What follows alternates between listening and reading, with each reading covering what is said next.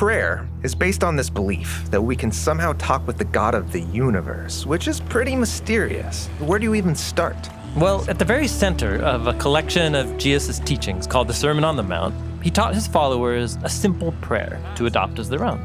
The prayer has two short halves, each with three requests.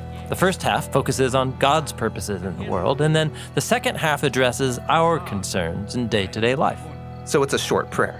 It is, but this little prayer contains a whole new way to look at everything in the world. Jesus begins the prayer this way: Our Father who is in the skies. So God lives in the sky? Well, in the Bible, the skies or the heavens are a way of imagining God's universal power and presence that are above all things. In God's realm, God rules as the king whose will and purpose are always done. But Jesus doesn't refer to God as king. No, Jesus calls God our Father. That's a bold thing to claim about the God of the universe. It is. But a key claim in the Bible is that God has appointed humans as representatives and beloved children to embody God's wisdom and rule in the world. But the story of the Bible is about humanity's disregard for this calling, how we make a mess of things. And so the prayer continues. May your name be recognized as holy. Now, holiness, that's a fancy religious word. Sure.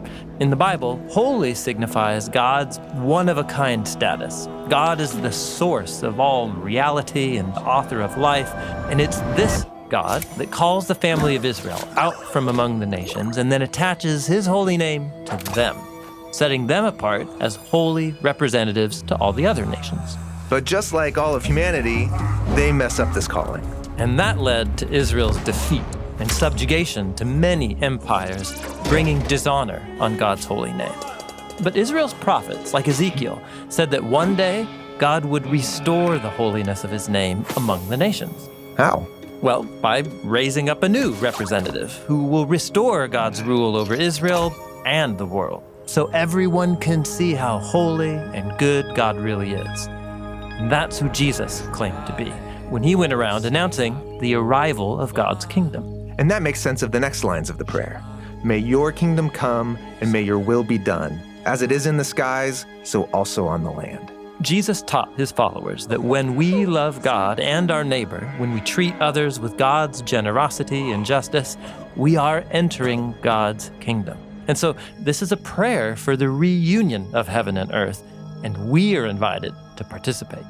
Okay, that's the first half of the prayer, focused on loving God and seeking his will. The second half shifts to the challenges of daily life as we pray for God's kingdom to come. Give us today our daily bread.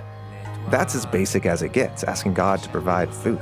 Yeah, Jesus is using an image from Israel's story when they journeyed through the wilderness and God provided just enough bread each day. That's a tough place to be, not knowing where your next meal will come from. And remember, Jesus' audience was filled with poor people struggling to get by during the Roman occupation. And so he invites them to join their ancestors in the wilderness, trusting God's provision each and every day. Wow, okay.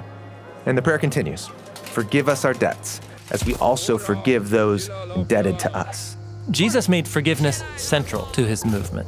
He announced that God was forgiving Israel and all humanity for its long history of violence and greed, and so he calls his followers to do the same, to forgive those who hurt us.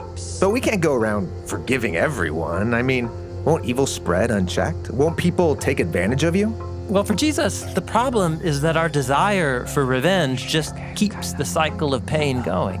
He taught that forgiveness begins with naming the wrongdoing, but then not seeking vengeance. So that doesn't mean becoming best friends with the person who wronged you. No, but it does mean releasing my right to get totally even with them, and even learning to pray for their well-being instead. That kind of forgiveness requires radical trust in God. Yes, Jesus invites us to see that forgiveness is like breathing. In order to truly receive and take in God's forgiveness, you have to be in the habit of giving it out. The two work together as one. Finally, Jesus prays, "Don't lead us into the test, but deliver us from the evil one." So wait, God might test us? Well, remember the biblical story, how God appoints humans as his representatives in ruling the world?